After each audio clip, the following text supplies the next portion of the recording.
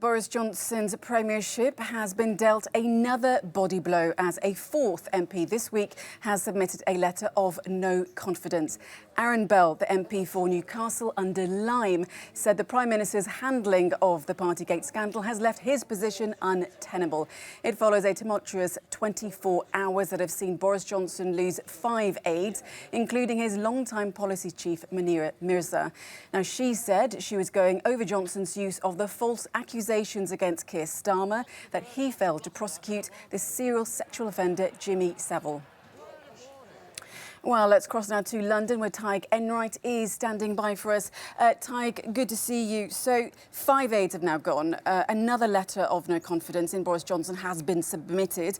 But Downing Street is trying to spin this as a strong move.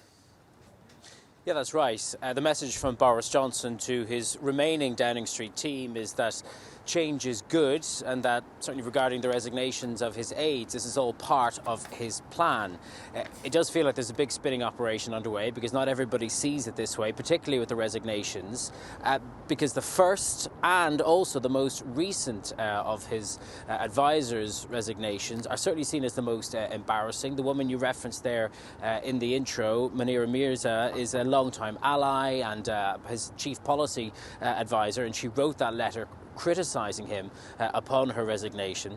And then those who resigned later on Thursday, they were 3 individuals who were very much central to these so-called Partygate allegations, and they were seen as being on the way out anyway. So the suspicion is that Johnson rushed to dismiss them soon after that first resignation, to suggest that it is all part of his plan to clear out his top team in Downing Street. But certainly does make for a bad end to another turbulent week for Johnson and his government. It started with the publication of the long-awaited civil service investigation into the lockdown parties that were held in Downing Street, although the key details were left out because of that parallel police investigation into the same parties.